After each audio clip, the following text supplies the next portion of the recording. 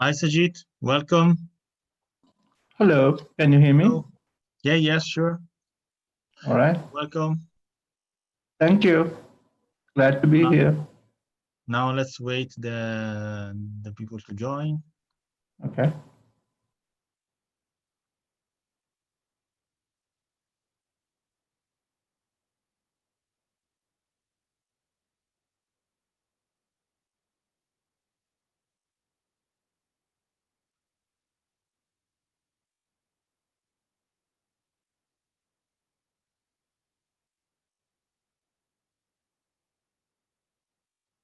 We officially start at a quarter to 4, as also Joyce can join. All right.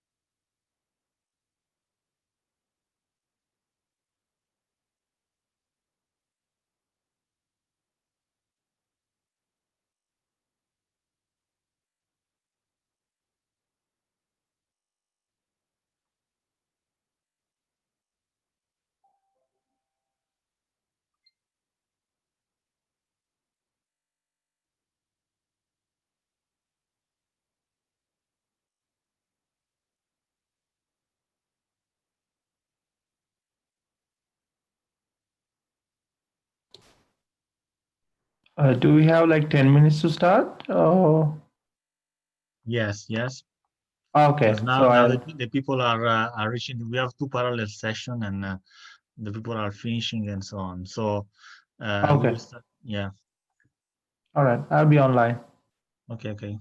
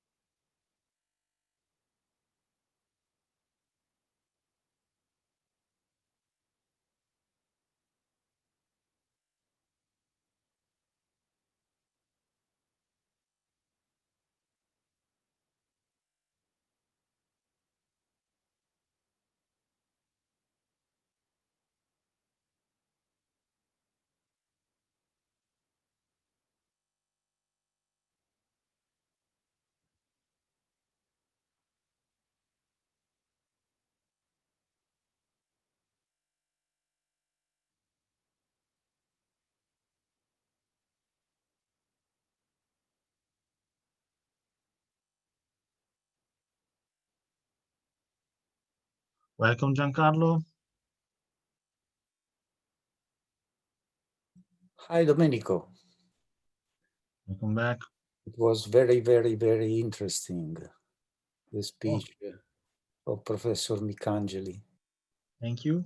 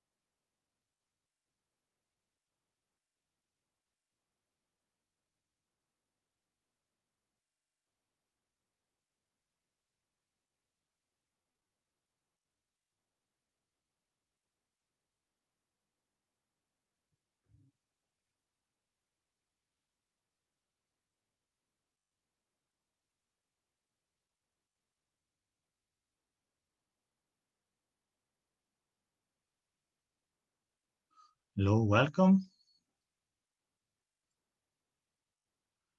Welcome, Itza.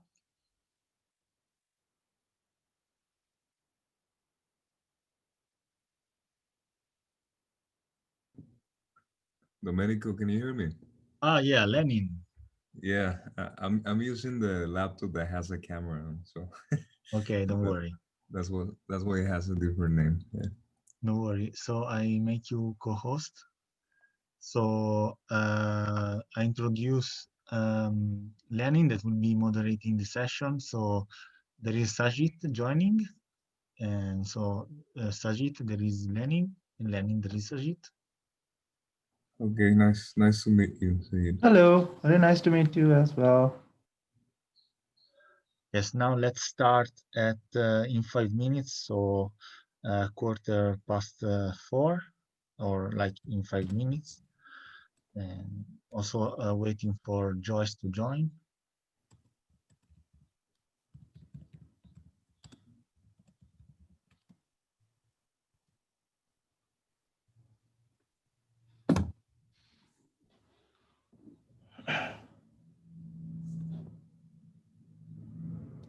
Welcome, Yvonne.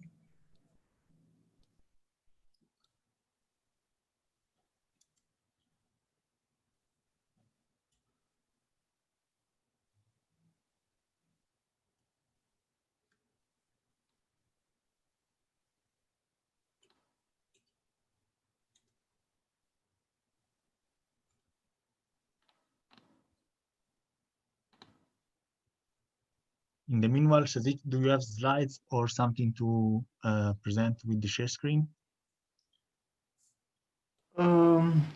I could use some slides as well, but I can just speak as well. So, what do you prefer most? Okay, I think that it's a roundtable, so we can organize like this. You and Josh, you're given like 5 minutes for a small, long presentation, maybe introducing yourself, and then let's engage a debate together with Lenin. And after, of course, your speech, some question will arise also. All right, sounds good.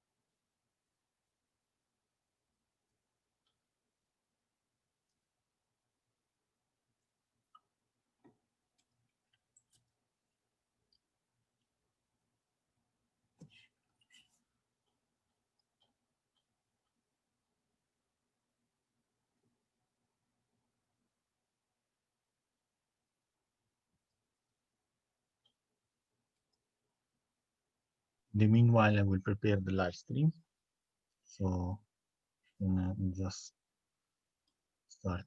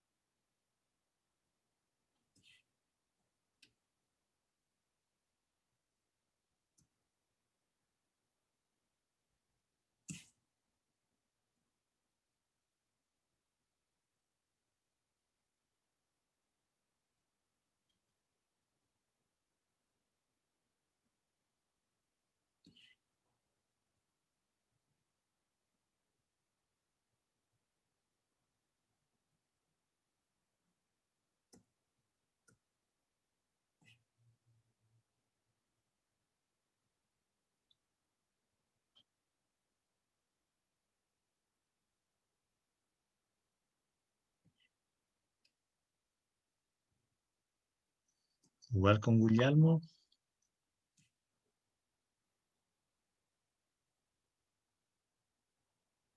So now I think that we can start with you, Sajith, and then when Joyce is joining, we can give her the floor. Okay. Do I go ahead? Just one moment. That Okay.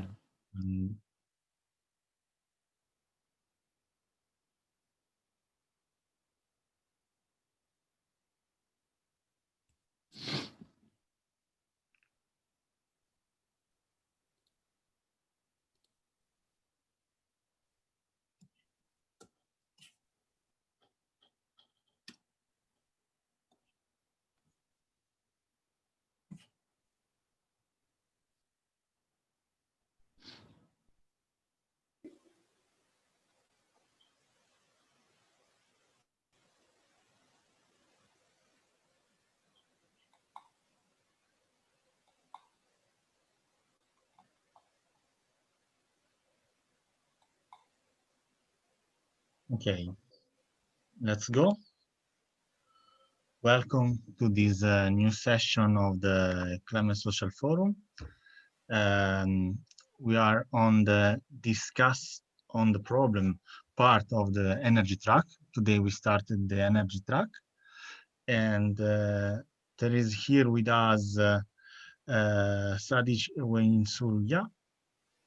So, welcome. Thank you. And we will join in a few also Joyce Mendez, and both Sajith and Joyce are part of the Youth for Energy Hub, and then you can maybe go a little bit on that. We'll moderate the session Lenin, so thanks Lenin for moderating. Yeah, sure. Okay, so please, Sajith, go ahead. You have the first 5 minutes to maybe present, introduce a little bit the topic, and then we will give the floor to discussion. So. All right. Thank you very much, everyone. So my name is Sajith Wijesuriya. I'm originally from Sri Lanka, and at the moment I'm living in Colorado, close to Denver, for my research purposes. So I acquired my PhD earlier this year, focusing on thermal energy storage and thermal fluid sciences from Colorado School of Mines, which is located in Colorado. And at the moment, I'm continuing my research at the National Renewable Energy Laboratory of the USA, which is also located in Colorado. So my focus areas are mainly, as I said, thermal energy storage and how the energy storage interacts with the grid and so on. So that is my sort of technical background. So other than that, I have found an organization called Science Policy Circle back in 2014, and it has grown into a prominent organization, and now is the sort of the global focal point for the sustainable development goal 7, which is affordable and sustainable energy for all. So in the youth participation segment led by the United Nations Major Group for Children and Youth. So we've been now the global focal point for around 9 months now, and which is represented by Benjamin from Poland and Chigozi from Nigeria, who are the global focal points. And I'm here today representing them, as there's another parallel session they are leading today. So SDG 7 Youth Constituency was formally sort of came into being earlier this year, but we've been doing a lot of youth engagement as well as civil society engagement in the SDG 7 sector for some time, since around 2015, when the Sustainable Development Goals came into being. So in earlier days, back in 2015 to 2017 time period, it was really important that SDG 7 had its own goal, number 7, and there was always conversation about how young people can be a part of this specific goal for focus on energy. So, uh, because of that, it was important that we make a large contribution during the first review year of SDG 7. That was in 2018, where we had the ECOSOC Youth Forum in January, and then in July we had the high level political forum reviewing SDG 7 goal.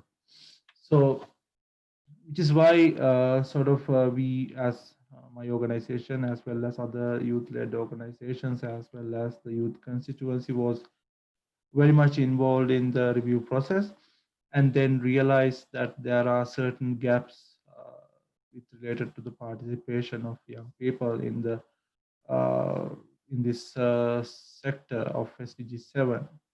So, which is why we started building partnerships with the energy agencies like International Renewable Energy Agency, then Sustainable Energy for All, and there are likewise many energy agencies, as you know, working on the SDG 7 sphere. So, but the main issue that came up was there was no dedicated UN agency for SDG 7. So it was mostly UN DESA and UNIDO, which was working on SDG 7 from UN side. And there was this cluster collaboration called UN Energy, where they brought these UN entities and also the agencies like International Renewable Energy Agency, SC for All, and International Energy Agency together at the table. So after sort of starting to work with them from a youth perspective, we realized that there is a need for larger gathering of young people around SDG 7. So, which is why by the year earlier, no, towards later last year, when the Secretary General's Climate Action Summit took place, there was a decision made to sort of activate youth constituency on SDG 7, and we had sort of conversations with the energy transition track leaders at the Climate Action Summit. Like we sat down with the Director General of International Renewable Energy Agency and sort of determined what are the youth focused work that is being organized by these entities, and around that we formed a youth constituency, so which is now active and engaging with almost all leading uh, energy related agencies. So coming back to the now the Youth Sustainable Energy Hub, which is in short YSEH. The Youth Sustainable Energy Hub was sort of a concept developed by the coordination team of the SDG 7 Youth Constituency, led by the global focal points Benjamin and Chiagosi. So the whole idea of the Youth Sustainable Energy Hub is to create a platform where we ask the young people who are leading key projects in SDG 7 or energy sector, energy transition, to apply uh, globally and become a part of a cluster or united entities who are leading energy related projects. And these organizations are youth led. So these projects are youth led and contributing to the economy and the policy and the social matters around the world. So that was a thought behind creating the Sustainable Energy Hub. And we had selections about a couple of months ago, and it was announced about a month ago with the participation of the leadership of Sustainable Energy for All. And also we invited the director of the National Renewable Energy Laboratory of the USA as keynote speakers. So it was quite a successful launch a month ago, And the key part is that through the Youth Sustainable Energy Hub, we will continue to conduct certain sessions to capacity building of these selected projects, as well as we'll be collaborating with the number of agencies who are working on energy matters to further support these projects. So that is the main intention. And I think Joyce is joining us today, which is her project, and the organization was selected as one of the projects of the Youth Sustainable Energy Hub. So that is my sort of an introduction to start with. Thank you. All right, Sajid, thank you so much for that contribution. Now, I think we'll go to Joy.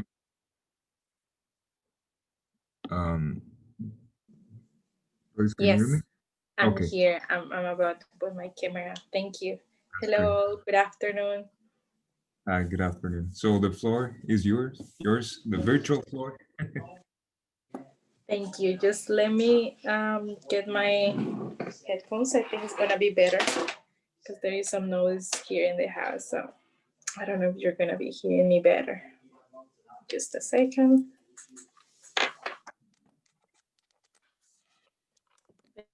Thank you very much. Yeah, well, continuing with what my colleague Sajith was saying regarding to the youth energy platform, I wanted to take from there. First of all, it was very important, this platform, the development, and as well as making accessible for youth, because well, based on my experience, sometimes I see youth working in similar projects, especially like in energy transition and in energy innovation, or even in social aspects of the energy. However, sometimes we see that we are not cooperating with each other, or we see that we have certain initiatives that are very similar, but it seems that we try to create the wheel, or we try to start from scratch whenever there are a lot of examples and projects that are already being developed. So this is fundamental, right, to accelerate this transition. Is it part of cooperation, and to get to know what other projects are actually there, what are the successful cases, because especially during this period, we're having a time, obviously this year, not just about bad news, but it's a lot of information, but also we don't take time as well to analyze which of that information and which successful cases are around the world, and how I can inspire and work from them. So when you see, I invite you to open the platform. When you see this map of the world, and then you start clicking, because it's very interesting. You see projects from, which is like the part of academia, right? The part of research, which is fundamental as well to understand that youth, we are doing research in energy, in renewable energy, in energy transition, in diplomacy and energy geopolitics. Like Sajith is an example as well for that, like it's very exciting. Sometimes he said, oh, I was in the lab and I got certain data. And from that, it's not that we are creating science, we are making science, we are making as well like the resource. And especially I will talk a little bit about this regarding my organization, but there are the other points as well, as like the social aspects of energy and these projects that actually are on ground, like they take as well, not just the panels, but the technology, biogas. And this is very interesting from the platform, because it's very inclusive. We have this perspective from the global north, the global south as well. And we see the attempts on that, like that youth, we are moving. It's not just discourse or speech. And likewise, we also see like the opportunity to contact those organizations, to connect, as I've been saying. So just to give a brief perspective of what we do actually, like with the observatory. So it's the Latin American Observatory of Geopolitics or Energy. We are associated to student energy, and obviously we have several partners like the SDG constituency, the Youth Energy Agency of the BRICS, because we are basically located in Brazil. So what we do is we produce research and capacity building in energy resources, strategic resources, and geopolitics of energy. We are in a region that it has been shaped by bordering conflicts regarding hydroelectrical power as well between the countries. And especially we're getting to a point right now that especially Brazil, Paraguay, and Argentina, we're going to negotiate the taxes and the different dynamics of the energy resource, and as well as the is more about like how to calculate the charge of energy and the prices of it of both countries. So it's fundamental for us because it's going to shape the next decades, and as well as how we can impact at a diplomat level, right? But first of all, we need to do it with data, with research, and as well to making society aware about it, about the resource that we have, because sometimes it's difficult, right? Whenever we talk about energy transition, especially in Latin America, we try to copy and paste some models, especially some European models, even though our reality and even our resources are quite different. So it's the importance of valuing the local resources, what we have, how can we do the transition, right? So it's about this mainly. We work a lot, as we said, energy alphabetization, developing like courses on the energy 101. So people, citizens, not just people from universities, can join us. And especially we have been holding during this period of the pandemic, several webinars, lives, interviewing people from different sectors, private, the academic sector, and even government, regarding energy transition and energy access, and even how COVID has impact. So we have some topics on the geopolitics of COVID, which is obviously it's all about energy, it's related to energy.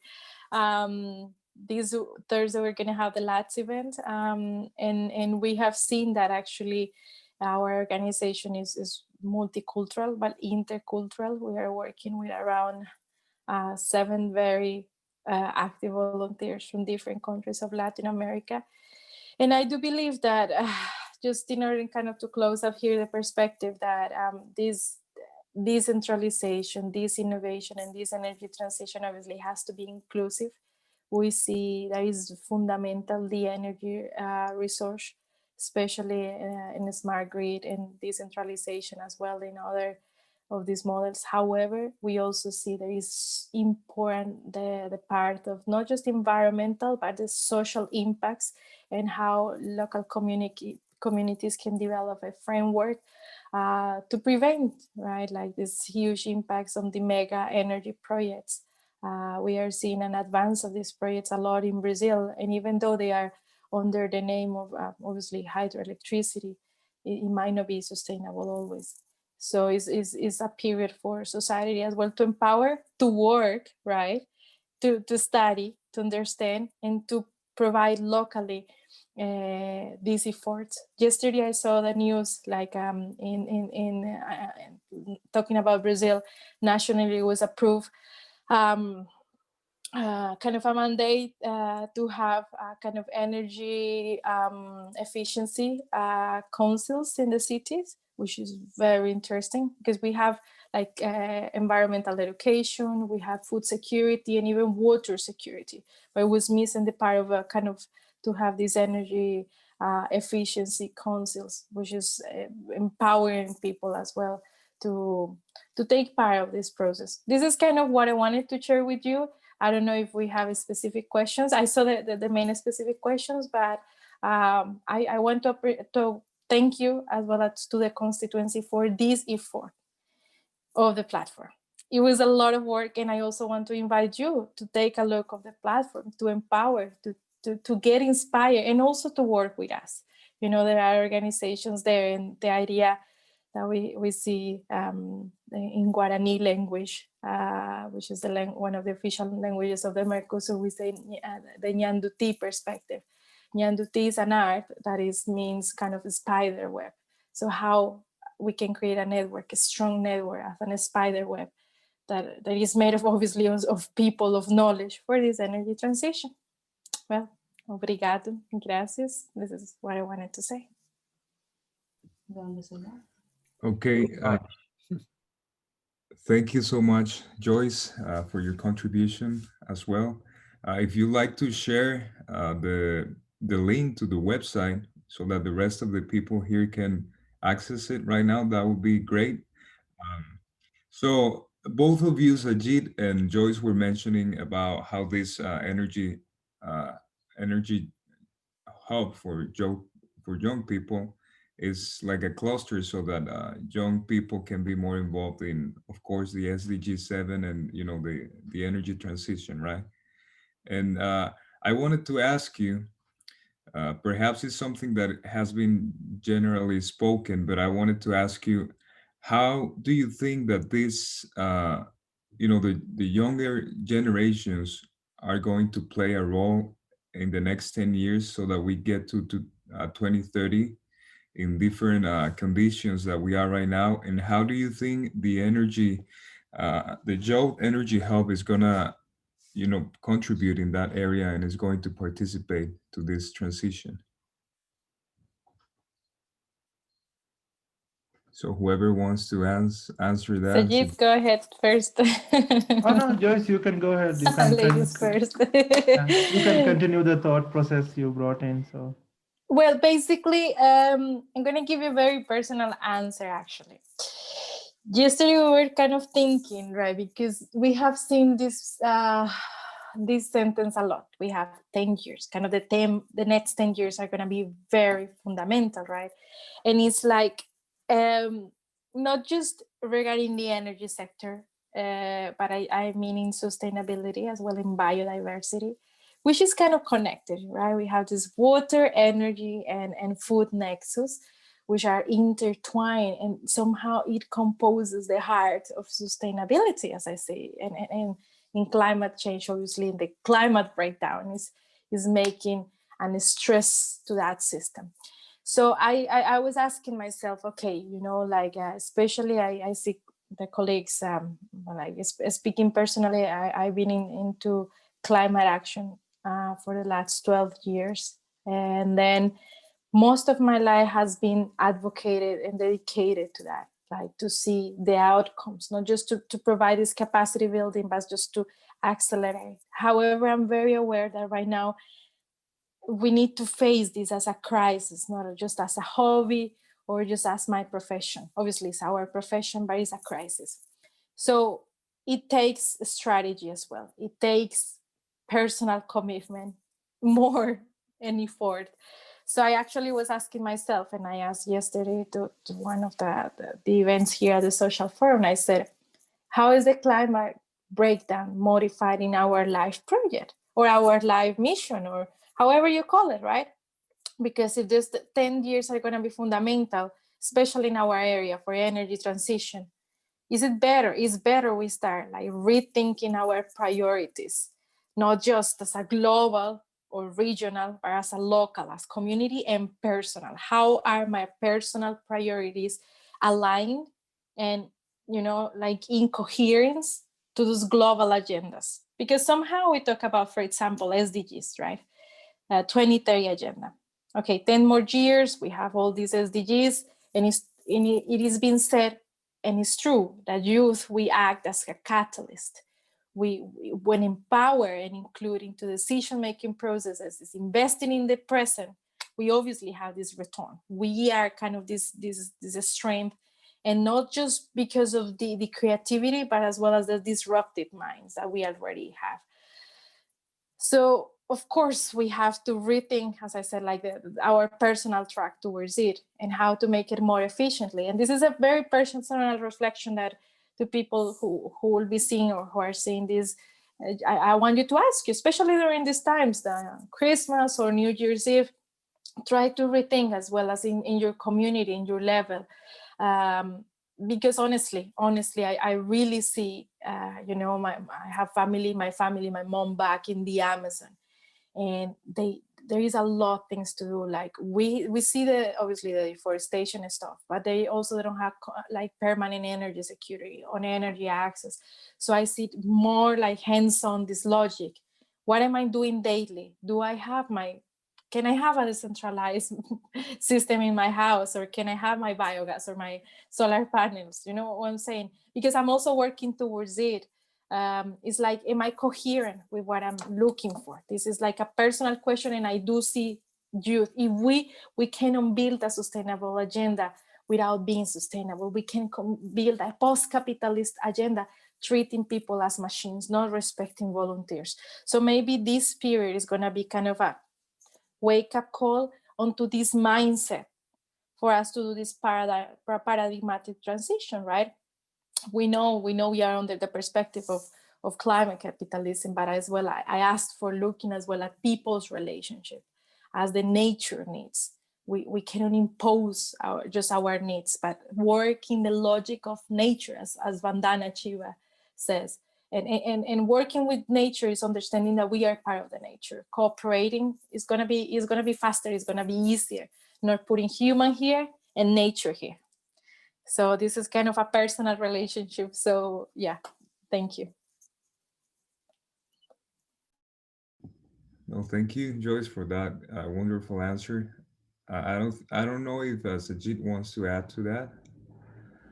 Yeah, I have some thoughts as well. So, in terms of transition, when we sort of discuss this with the utility companies and also the energy agencies around the world, what sort of what their comments has been like in the sort of the recent past, what we realized was the scaling of the energy projects. So there is not a lot of optimism in this scaling factor of how the energy projects can reach communities. So this is what we realize from some conversations. So this is a critical factor for us as well as organizers of youth participation in UN processes.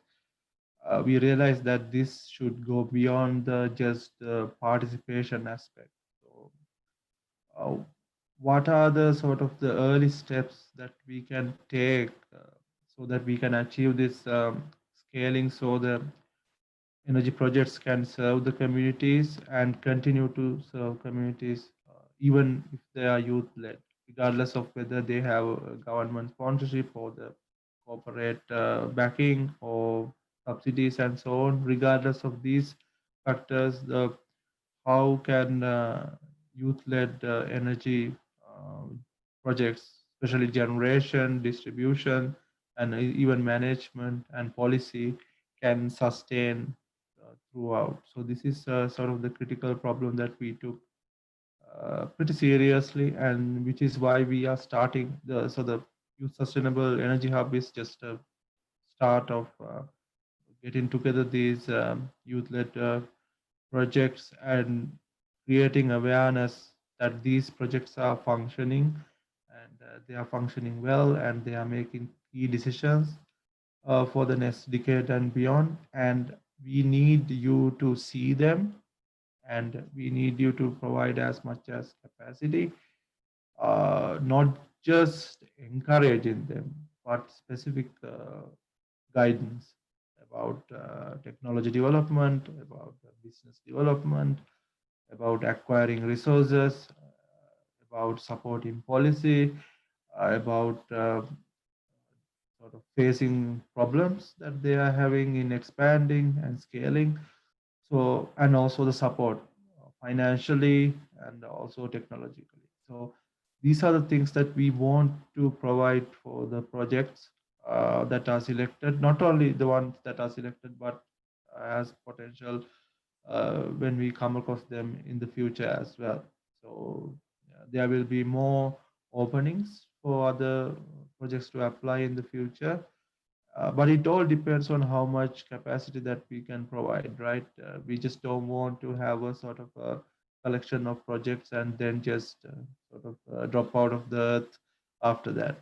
So that is why we are maintaining the database as well as maintaining continuous capacity building, as well as maintaining contacts with all the energy agencies there.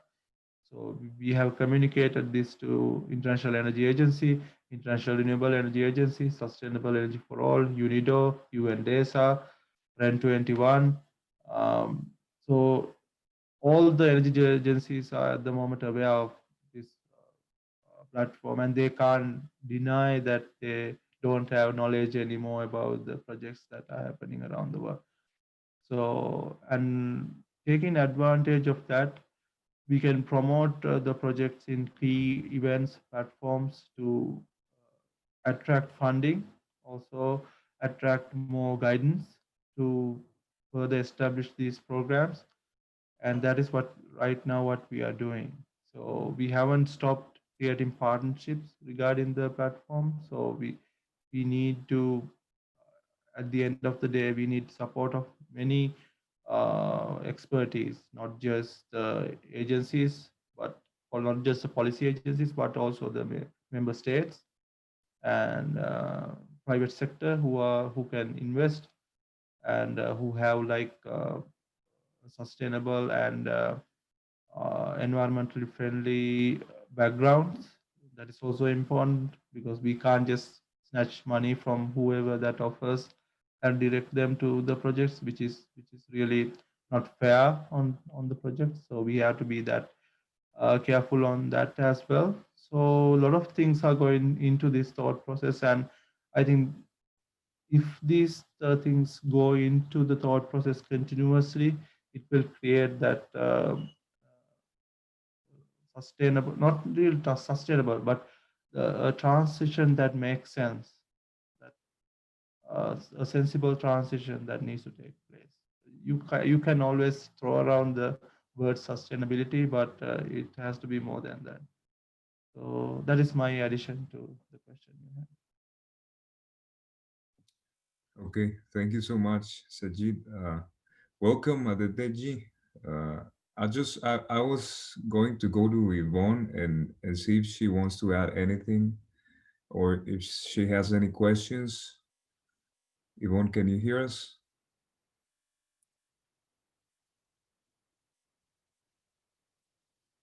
Yvonne? Okay. So yeah, what you mentioned, I think it makes, of course, a lot of sense. And you were talking about, Joyce, you were talking about this relationship that we should, try to implement or try to share. I guess that starts within every single one of us as individuals, and then we try to share, the knowledge and the ideas, the ideals, and I think that eventually, as Ajit mentioned, that develops in something else, right? And it's then when probably we as young people can come together and contribute and can come together with all of that, that creative mindset and disruptive mindset that you were talking about, and maybe come up with different type of solutions that may not be, recreating the wheel as you said, but it might contribute a lot if we make enough noise. And yes, so basically what you said, I think it's something that we need to do as young people, of course. And I also had a question to Sajid, and this is, um, how is the National Renewable Energy Laboratory getting involved, and how should it get involved with the energy? Oh,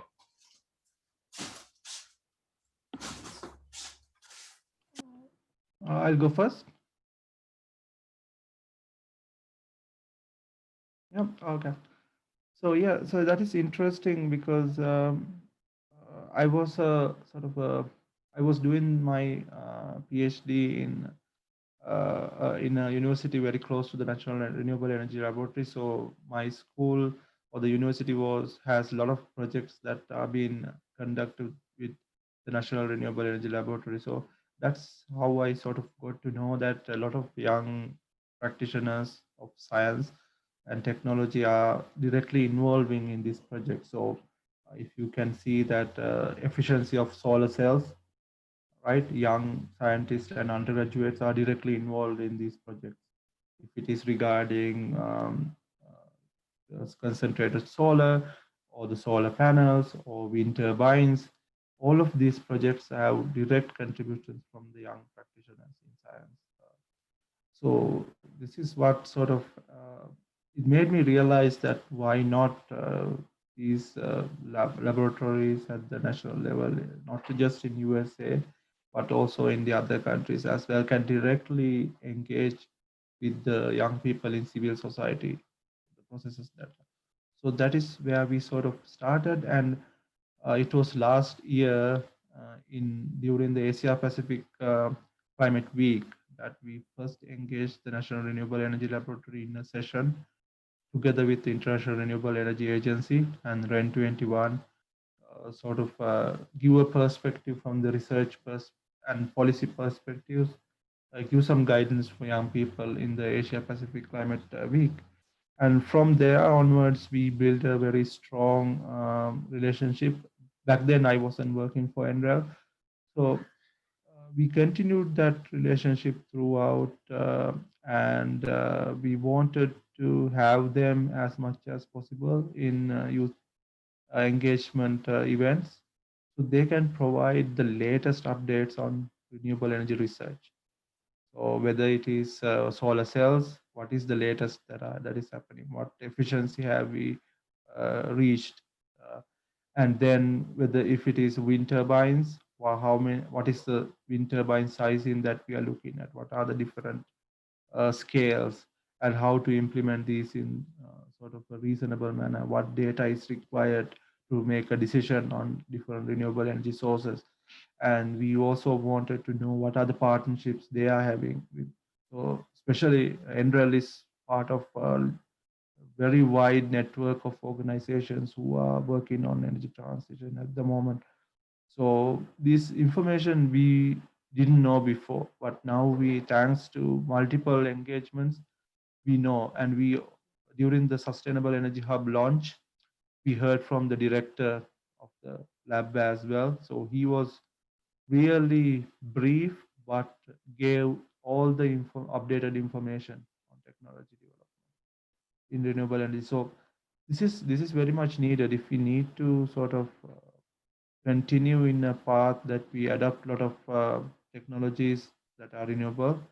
We need to know the information, updates of what's going on in the research, what's going on in the implementation, what is the guidance they have.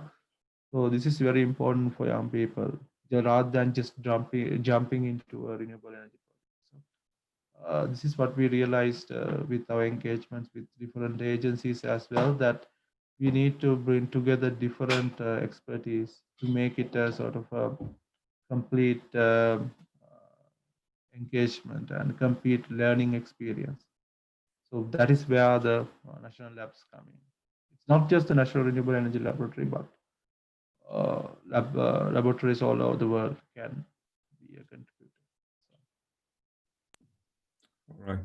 Yeah, so many other international organizations, as you mentioned, are giving that technical backup, I would say, right, to the different movements, of course, and they are, I guess, the main sources of data collection and information, so that many projects can be implemented around the world. So yeah, that contributes, of course, a lot. They are big authorities in the international level. So yes, it makes a lot of sense, of course. And I wanted to ask the DG if you have anything to add or anything you would like to ask Yvonne.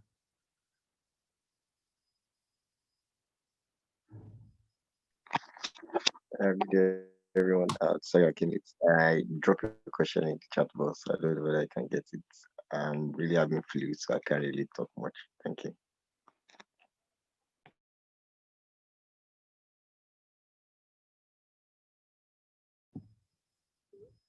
Yeah, so the question says, is there any engagement program or internship program opportunities for youth or young people through research, training, and career development?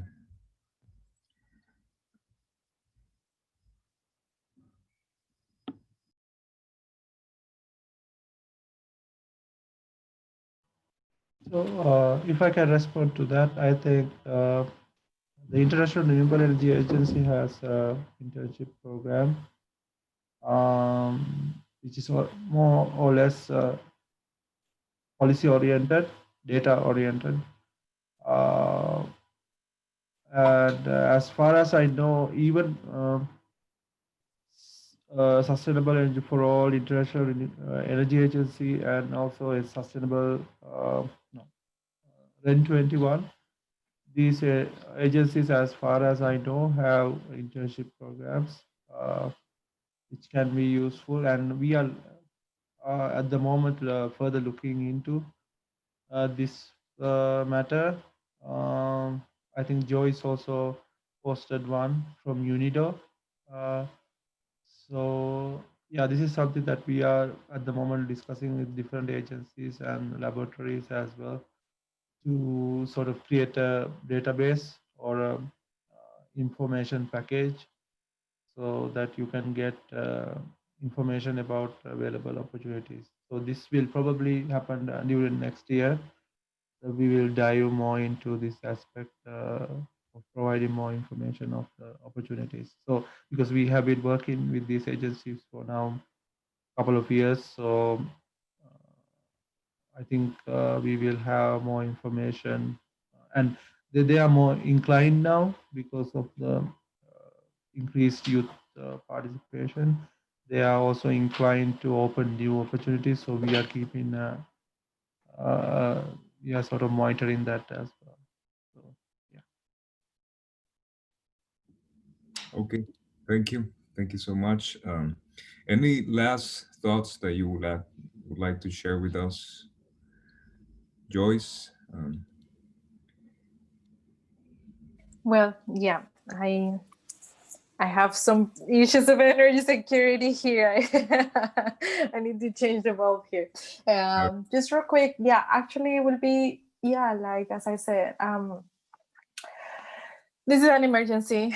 Try to do from, if you are not in engineering also, there is, everybody can contribute to energy transition. This is so important at this point. Like if you are even a sociologist, everybody's welcome to work to build the agenda. So empower, bring, as I say, to community, start having this cooperation thinking, and let's cooperate in advance. 10 years.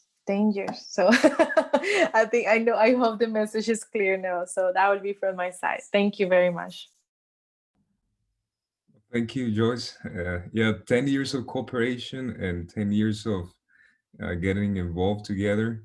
It sounds like a long time, right? But I guess we're gonna be thinking about these 10 years when we reach the 2030 as something that, was transitional and something that probably paid off if we come together, right? So Jeet, any last thoughts, any last words? Yes, I think from the Sustainable Energy Hub point of view, what we look to do is the focus on the continuation. That is the most important thing, I think. If we can be consistent, but at the same time expanding the opportunities, that would actually contribute to creating something more useful for the communities, and then even for the entities, that young youth-led organizations, and also the projects that are involved, they can gain something useful. So I think from my mindset, from the youth constituencies mindset, I think the continuity of efforts is really important, rather than just abandoning it in a midway and starting something new. It's important to start something at the very beginning and continue to develop it consistently. So that is sort of, I think, the objective from our side. And yeah, it's not a vibrant promise, but it's a more meaningful promise, I think. So that is my conclusion. Okay, thank you so much, Sajid. Yvonne, DG, anything you want to add before we close this?